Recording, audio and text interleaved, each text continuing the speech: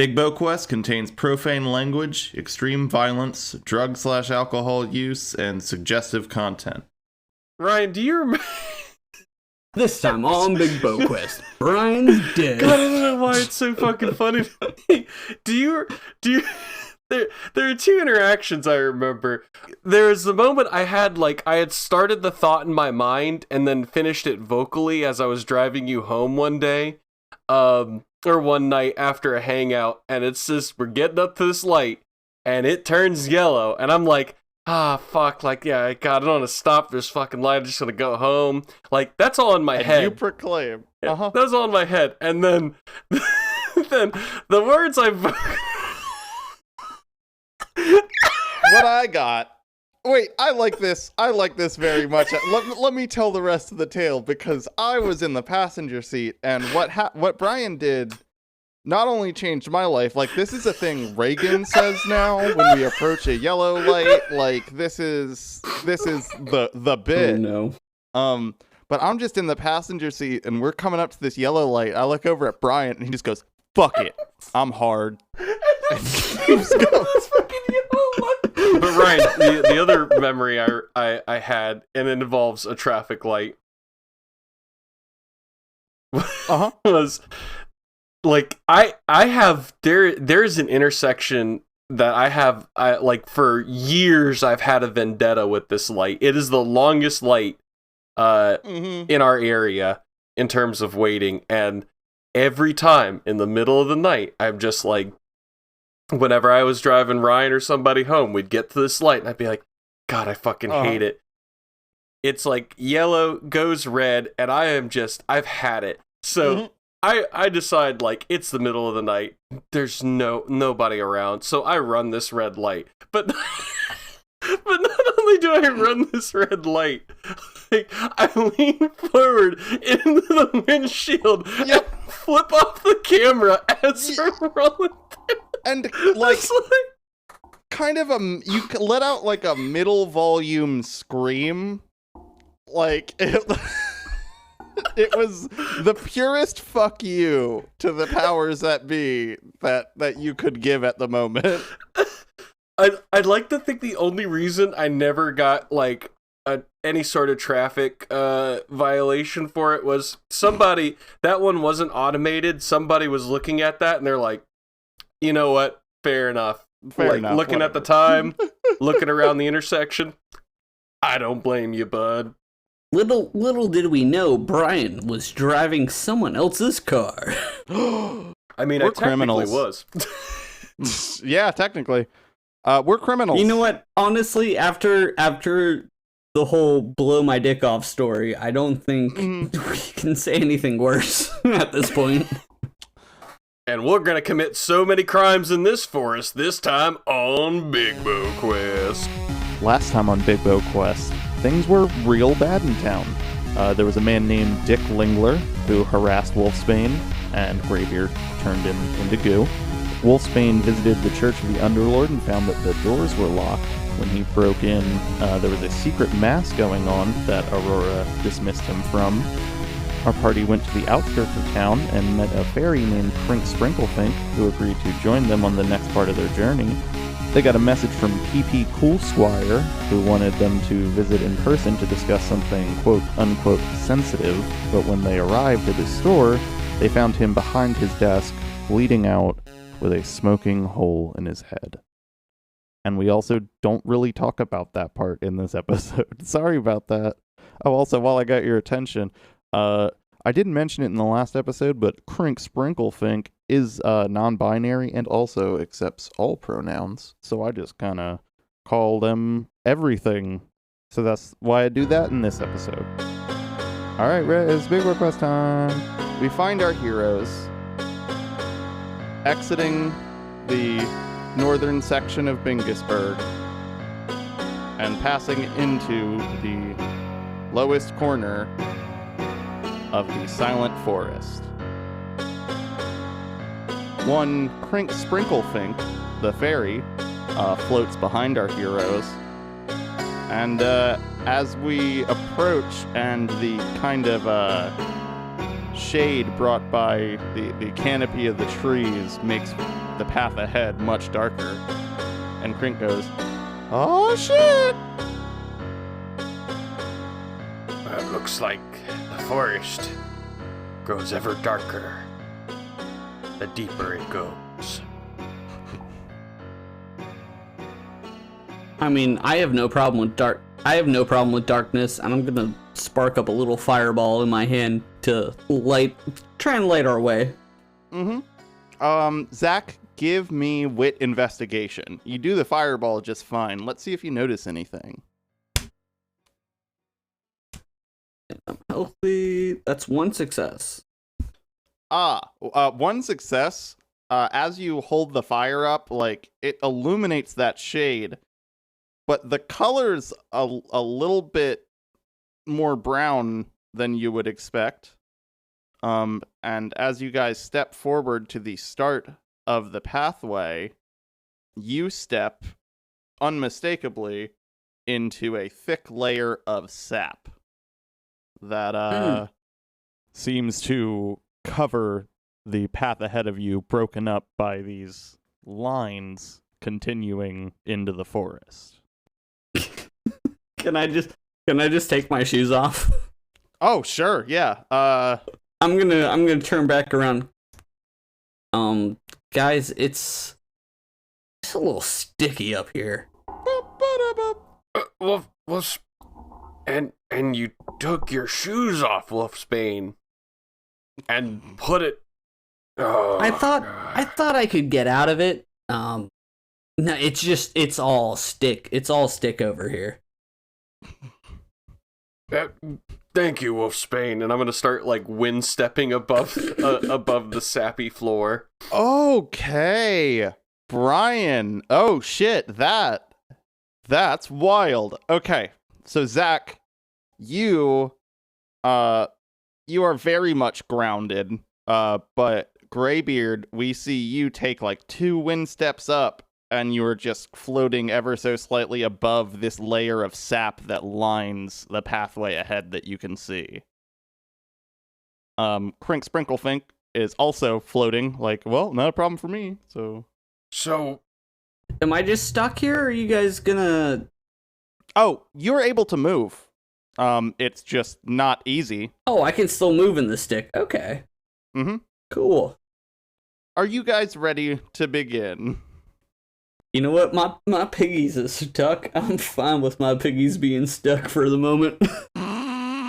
All right. I'd like each of you to get a D4 ready for me. And I'm gonna let me go ahead and upend my sack here. I'm gonna go ahead and say, Wolfsbane, since you're all sticky, Graybeard, you'll be going first. And it is time for us to begin playing the Silent Forest. Roll me 1d4 to move along the path. That's a 4. Ooh! With a quattro, Graybeard is going to advance down the pathway. And it starts getting dark as you get deeper in, but you kind of knock your foot against something ahead of you. And as you reach down to feel, you can tell very obviously that there is a chest on this spot. Oh. Can I inspect this chest? Oh, yeah. Give me wit investigation. All right, let's see. We got 1, a 2, a 3, and I'm healthy. I got 2 successes from that. With 2 successes, you listen for any ticking or and you feel for any kind of a way it could be weighted strangely, and no, this just appears to be a chest-ass chest. Oh, yahar! I'm gonna kick open the top of that chest and plunder the treasure within. Give me 1d100. And 25. 25. Ooh. You get a single mushroom. Hell yeah. Wolfsbane. Roll me 1d4. That's a 4. There you go. And we'll skip ahead also. There's you walk up, you get right next to Graybeard, and you bump into something else next to him. And there's a chest at your feet as well. And to save time, it's not ticking. There's nothing wrong with it. Roll me that D-hundo. 2d10.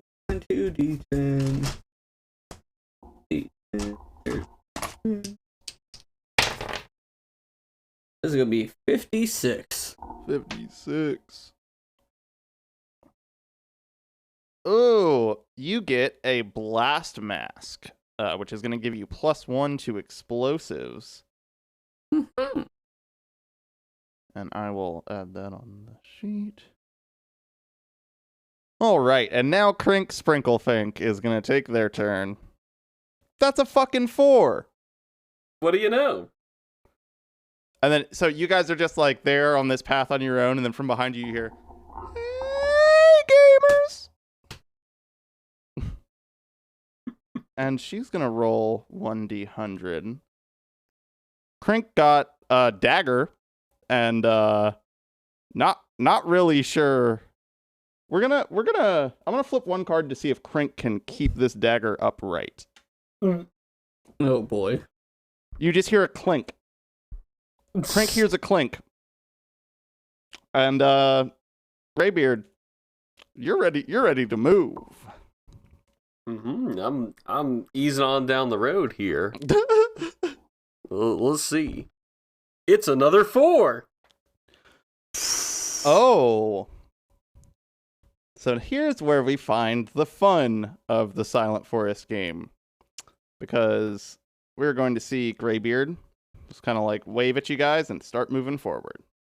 And he walks past quite a few spaces until there is just this tangible shade ahead of him. And you try and walk through it, but you kind of bump into something that feels like stone. And then you start to hear this shifting sound ahead of you as something starts building itself. And a boulder brother appears to challenge you to a fight. Now, this is the fun part. Because that fight will start after after Zach and Crink go, and if they are not on the same space as you, they cannot help you in the fight. Oh shit. Yup. So this is a game of trying to get as far ahead as you can and not trying to lose your teammates. Great. This is the worst game of Chutes and Ladders ever. Wolfsbane, give me a D4. Yep. That's a 4. Oh shit. Crink is gonna roll. Well, while you fuckboys are doing that, Crink just got a treasure. Oh shit.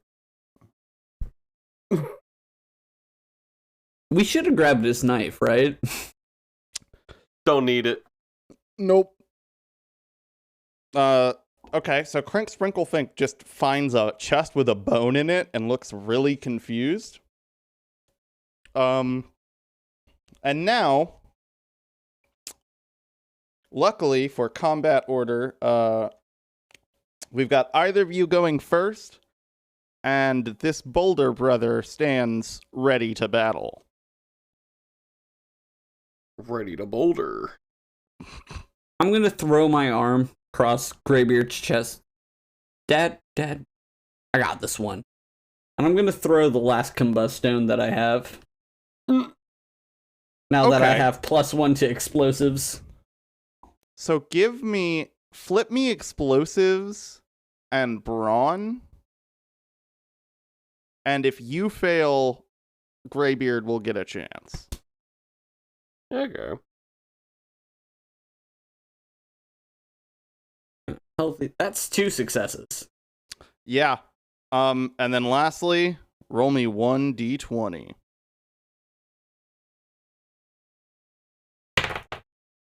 Oh, fuck, that's a 3. Oh, let's get a health check on a boulder brother real quick. Yeah, that's not gonna do a goddamn thing. You're gonna throw this stone into this stone, and then it's just kind of gonna ball up and condense this combustone into its body and kind of contain the explosion before resuming its posture and looking very angrily at you guys. It doesn't have a face, but you can tell. Ooh. Brian, it's your move. This boulder brother, he's pretty big. Yeah, he is definitely taller than you guys. You can't see very clearly to tell how much taller, but yeah. Okay. I'm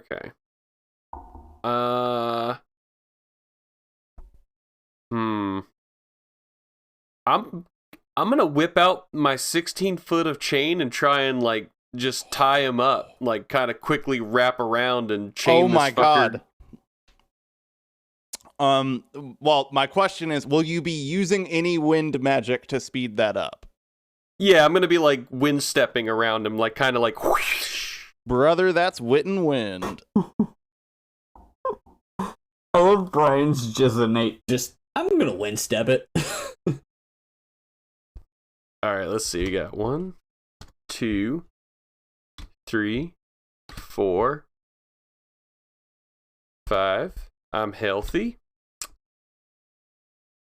Ooh, I'm gonna burn a drive. All right. Alright, I'm gonna burn a hero point. Hell yeah. Brian, I got plenty. If you need a hero point, let me know. That's up to you, friendo. I could use one. Yeah, I'm gonna burn one of my hero points for Brian.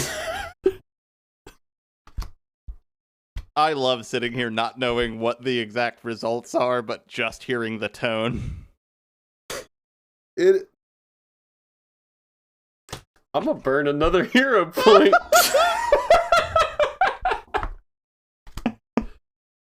Alright, I got 1 success. Oh my god. Tooth and fucking nail for that success. It's not going to completely disable him, but what you do is you're going to kind of use the chain as a whip at first, and it's going to hit that stone hard enough to embed itself in it. And then at that point, you're going to kind of start a wind step that you boost yourself forward to swing Spider-Man style around this fucking boulder. And then land directly on the ground, putting the other bit of chain under your feet and slamming it into the thick layer of sap as this boulder falls forward as the slack tightens, or as the chain tightens. He's disabled for a move. Crink Sprinklefink gets a turn, and it's a board game turn. Hey! So Crink caught up. So Crink is actually going to get to make a move. Does he have anything to say as he shows up into this fight? Oh, thank you, Zach. I almost forgot. Thank you for not letting me forget. Thank you so fucking much, Zachary, for not letting me forget. Hey, gamers! It's your girl, Crink. Dad! What's up, Crink? That's sure. And then Crink is going to sneeze fairy dust in the direction of the Boulder Brother. And with no successes and 1 choker, Krink is going to sneeze and then get blasted back 4 spaces. And you just hear, "Boo!" I hope that picked up how I tried to, how I envisioned it. The Boulder Brother is very, like, just kind of stuck in place for a second as that all happens. And he almost forgets to take his turn, but he's gonna struggle and try and break this chain on a fucking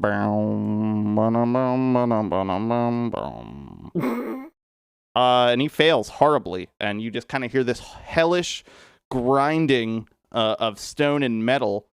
You actually get a little bit of a spark, and with that, I think you can tell that this thing is about twice your height.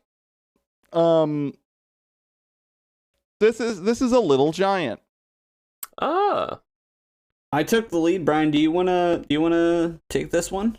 Yeah, I'm gonna grab this chain. I'm just gonna jump up and try and like smash his head with the end of my spear.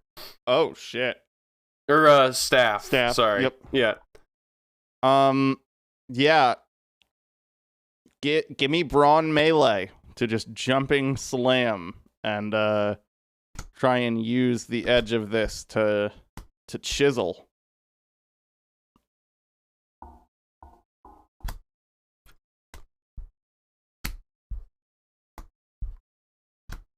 Jesus fucking Christ. That's where they're all at. So I got 1, 2, 3, 4 successes. All right. Do you have 4d6? Let's see. Hold up. I might actually have 4d6. Mm-hmm. 1, 2. Where's the other Magfest one? Oh, it doesn't matter. I have 4d6 right here in my hand. Mm-hmm. Let's damage this rock lad. Getting a nice... Ooh! So I have a total of 14. Got a 6, a 4, a 2, and a 2. Double dose. Your staff is actually going to make contact on a point of like the shoulder joint of this thing, and the pressure that you push into it is going to not only take an arm off, but audibly like launch it out in the distance until you hear it like splat and get stuck in the sap. And you hear a low roar from this disarmed Boulder Brother. So seeing Graybeard just blow the arm off this boy, I'm gonna try to rush to where that arm has been blown off of. And I want to try to condense my fire into just like one small little concussive burst right into where that weak point is. Okay, Kotsky. If you wanna, you can give me either fire explosives or brawn explosives. I got 1 for my mask. That's 1 success. Man, that's not a lot, but I really want to do this, so you're getting away with it. You guys haven't really gotten hurt at all, but for dramatic purpose, in this scene, as Wolfsbane walks up, he looks like he's been beaten down, and he's like covered in bruises. He's like out loud talking to himself about like patterns he's noticed in the movement of this enemy. And then he just says like, I see it so clearly now. And then Wolfsbane just kind of pops in this burst of explosion, and you see him right next to the Boulder Brother at that moment. He puts his hand up onto that detached joint. Roll me 1d6. That's a 6. Hey, you're going to do this blast, which is going to rattle this entire stone's body, but kind of send you back towards where Graybeard is. And in one dramatic moment, you're kind of floating upside down, Kingdom Hearts ass look, and you like look over to Graybeard and you go, Gally, can I still catch up to you? And then No. Dad, can I still catch up to you? Because I'm back in the sap. For dramatic purpose and no damage, yeah, you flop face first down into the sap after that. Crink's gonna take a move. It's Crink's big move. Wow. Okay, so what happens is you guys are standing there between these moves, and then suddenly behind you, you just hear, "Hey, boy!" And Crink just flies past you into the darkness ahead. Oh God. The Boulder brother. Dad, why did we bring him? Not your father, but yeah, I don't know. A forest, a fairy, maybe it knows the forest. I can still hear you guys. Ryan, flip for it. Man, he sounds different. I feel like we kind of did a thing to hate God, but he's really not useful, is he? Only time will tell, Wolfsbane. Only time will tell.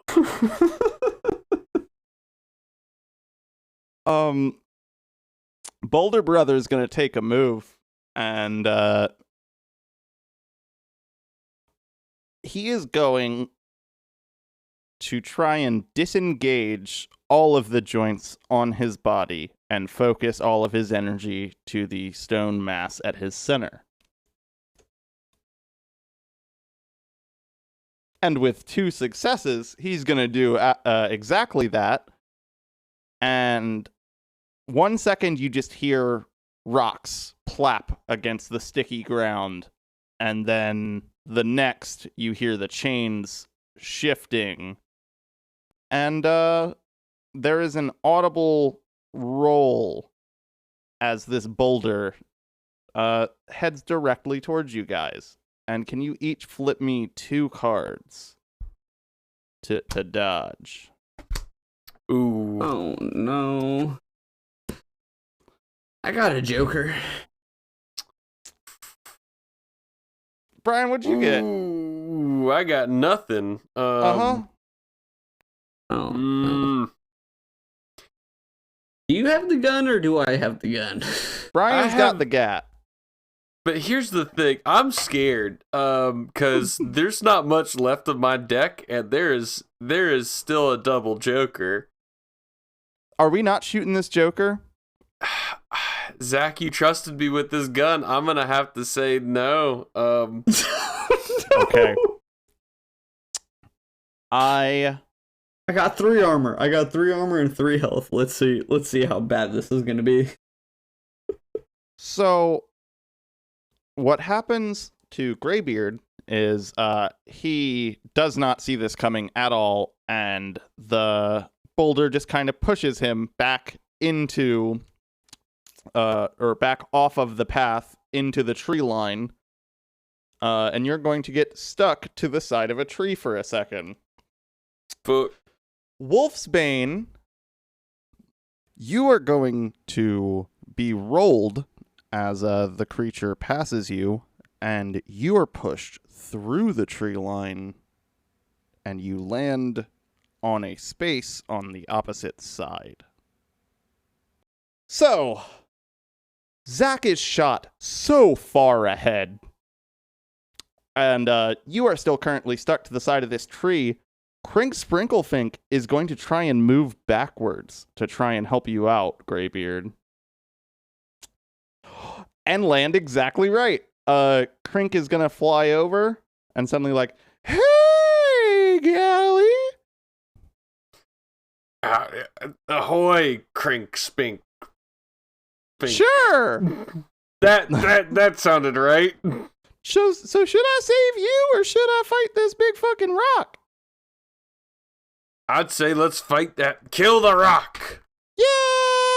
I like to say there's just probably in the distance just a... Dad?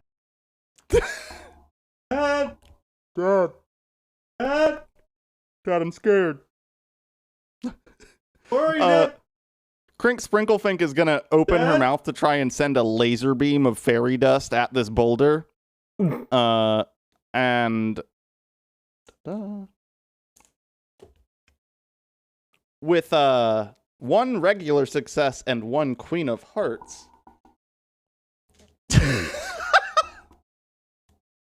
So you're just standing there and it's like, should I save you? Should I kill this boulder thing? What's going on? And you're like, kill the boulder thing. And she's like, okay. And then turns over and he just opens his mouth and fucking laser beam that lights up this whole dark corridor just appears, makes contact with the center of this boulder, and it just explodes in an instant. And she just turns to you like, what now? Well, that should do it, Crink. I do not know what happened to Wolfsbane. Y'all were saying I was useless? Well, Wolfsbane's in, and I said, time will only tell when you'd show your use, and look what happened to him. Well. And we are back to the board. Oh, boy. My question for you, Zach, do you want to head backwards or forwards? Can I just sit? Can I just wait? Yeah. Not knowing where my dad is. Not only that, but you're just chilling in the woods, killing time. Oh yeah, I gave you a physical D30. Roll me a D30. You have time to forage. We've never done this. 21. Oh, you get a single scale. You cannot identify the creature, but you locate a scale, and that you can give that to an armorer to help them strengthen your shit.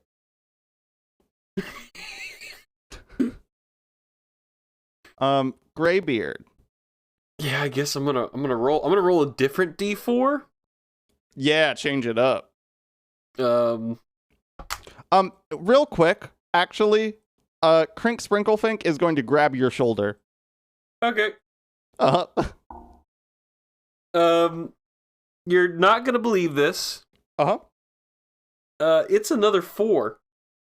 Ooh. Brian, you continue down the path, and this time Crink Sprinklefink has grabbed on to just kind of be your passenger.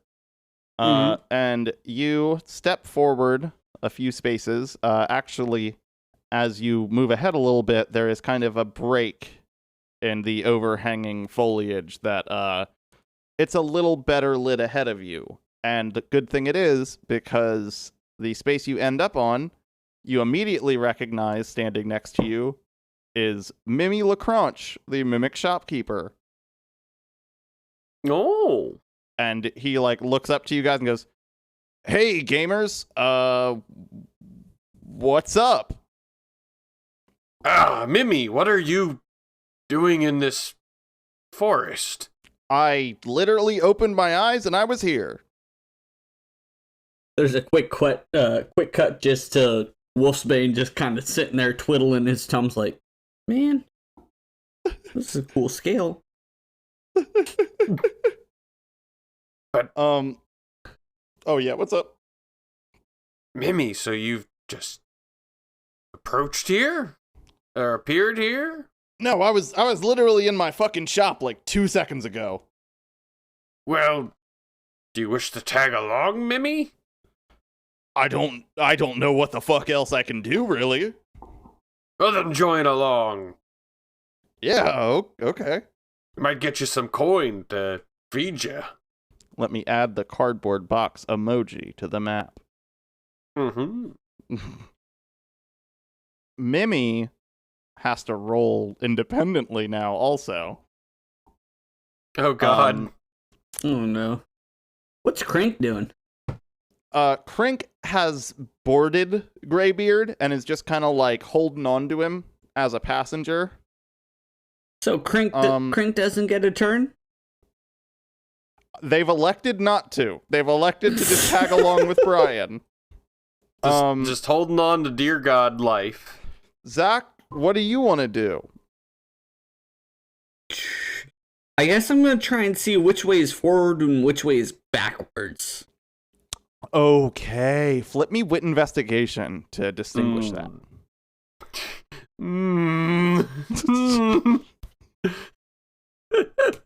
Investigation's gonna be healthy. That's nothing. Well, behind you has gotta be the way forward. So ahead of you's gotta be the way back. Right? Obviously.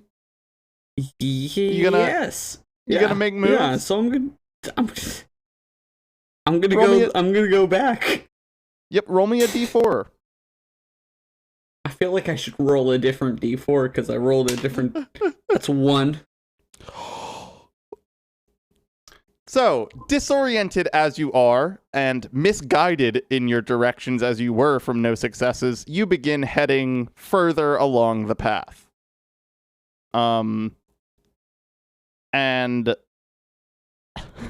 you take one step ahead of you into the very next space, and you hear stones rumbling once again as another Boulder Brother awakens. Graybeard, Sprink, and Mimi. I am going to give us each, we're going to call this a dash. I'm going to have each one of the three of us take a turn that moves all three of the pieces. And we're going to see if we can get to Zach in time. Okay. So I'd like you to roll a d4 first. We'll have Crink boost you, and then we'll have Mimi pull us the rest of the way. All right. I'm rolling another d4. This one's blue. Oh. I rolled green, I rolled glow in the dark, and this is just straight up blue. Just blue. And it fell. Oh. God, I hope I don't step on it. I can't believe this. It is another 4. Hey. That's absolutely fine. But how? Uh-huh. How are that? You're switching dice. I don't know.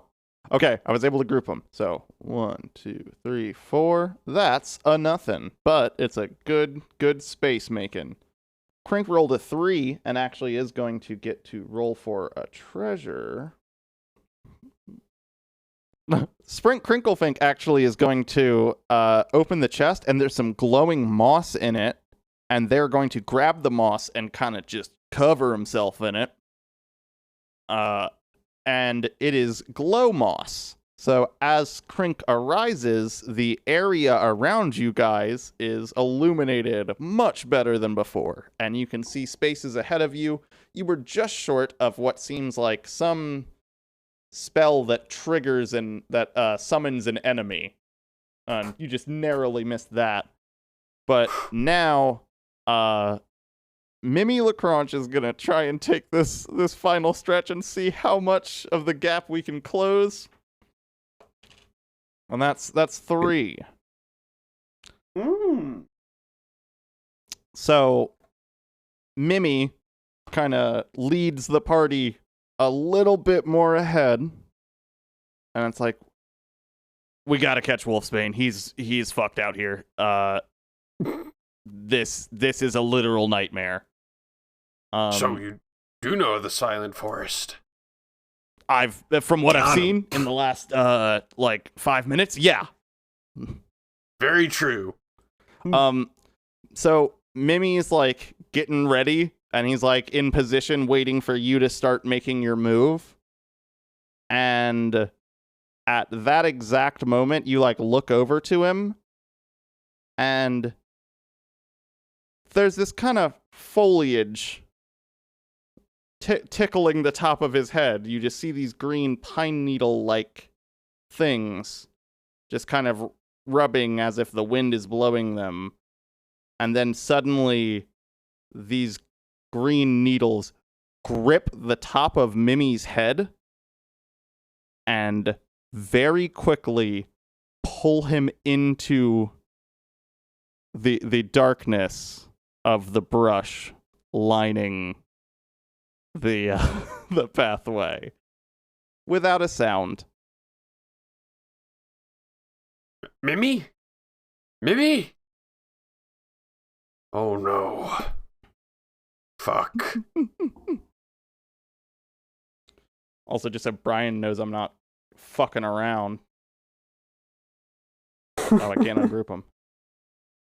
The Mimi got me. I don't know why, but There we go. And he's gone. Oh. Mimi has become one with the forest.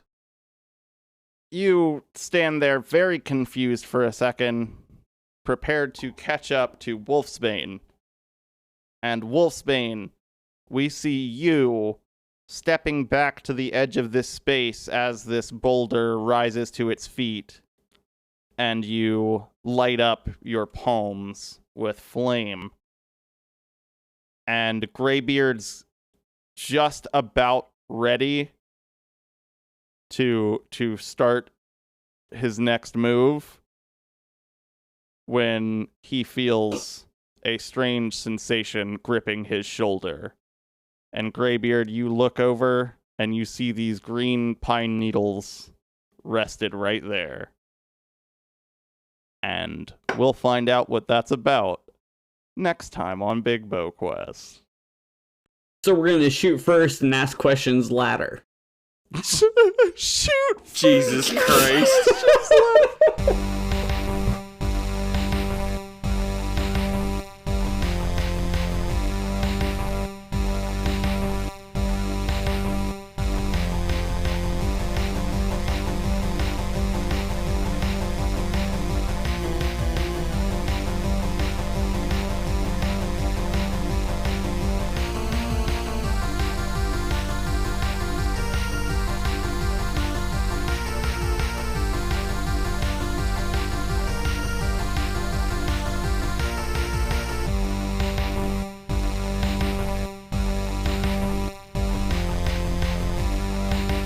Hey Patreon gamers, this Bigbo Quest, we'd like to send a bunch of special thank yous, like several special thank yous.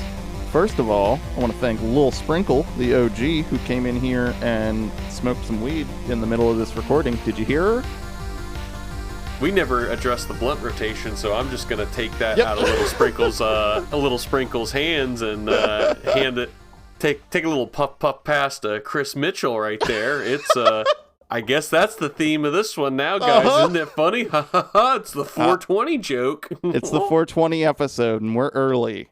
Yep. Caitlin, if you are 100% tired of this rotation, and you wanna hear your name from someone else, well, Miss Caitlin Southers, just let us know. Let us know that you want to be different in the fucking rotation.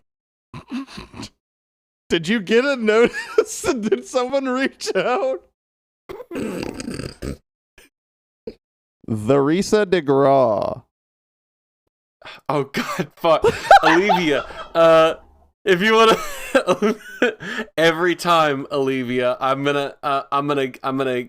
I got it right on that one. Send me a smoke signal confirmation that is the correct way to send your name. I'll be waiting by my window ever so patiently to see the smoke signal. Caitlin, keep the rotation the same, please. I know I said, hey, maybe change it up, but no, keep it the same so Brian has to do it every time. Cancel that email we requested you write. Carolyn Davis, I will wish you a very, very, very big thank you for listening and supporting the Patreon. Thank you. It's Alicia. All right, Trepidation. Wait, hold up. Wait a minute, Trepidation. I am receiving your rotating Morse code message. Yep.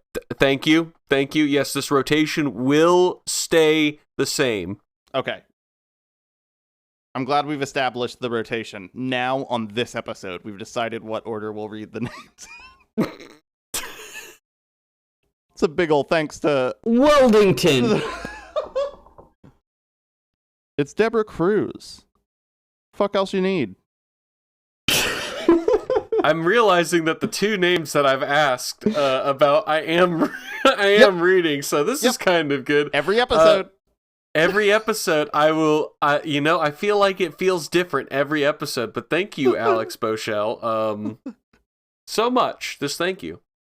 I wish there was a joke. I wish we could, there was a good goof to throw the boy into the blunt rotation, but Jack of no trades. Hey, don't Alex Bogard that.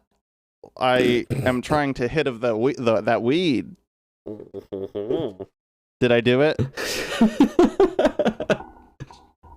My man, Jack of no trades, Johnny. Hey. 27 weevils in a paper boat. The man who does our artwork. Thank you very much. Thank you so much, Johnny. Lastly, of course, we have Kevin Cole, the creator of Space Kings. Thank you for us existing. As for future things, we have something pretty big lined up that baffles me every time I think about it. We are just short of being able to announce it, so check out our Patreon for a post on it, or next episode we'll get you in the know. We have just started the Silent Forest arc of Banners, so after that we have one trip back home, and that's the end of season 1. And that will mark the start of Tale of Two Dads, our Dungeons & Dragons 5th edition campaign that Zach is going to be GMing. The official soundtrack to the second season of Echoram, which will be our season 3, but the follow-up to our current campaign, is being released. I slated it for a release that I was aiming around April 20th, for no reason whatsoever. But based on some conflicting updates I've gotten, it seems like Route Note, my provider, kind of wants to prematurely ejaculate those onto streaming, so we'll let you know if that happens ahead of time. Join our Patreon for bonuses and access to our Discord. We have our dumb shit. I update whatever I've been working on. We have a play-by-post also. If you want to play Bigbo Quest, go fucking wild. Visit bigbo.org for all of our links and info. We have a wiki that you can find there now for the Banner series. And if you've made it this far, please rate and review the show. It helps a lot. You can say absolute gibberish garbage that is just funny. But apparently we need those. So thank you for listening. We'll get back to our spooky forest journey next time. Brian, do you have any 2 words that you want to say?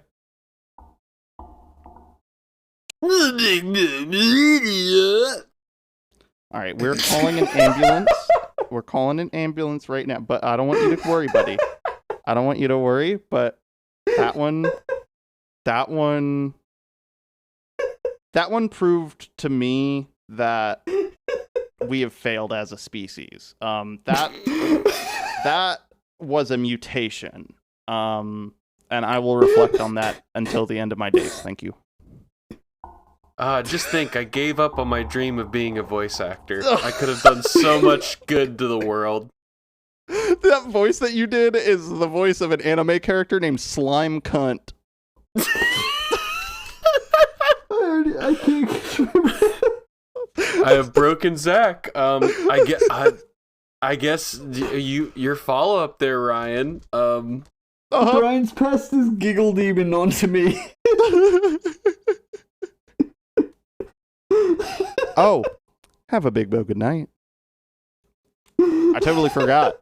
I was going to say there's a wish you need to. As I pointed out in the last episode, I give people permission to sleep on this show. Like, if you aren't told you can have a Bigbo good night, you better not fucking have one.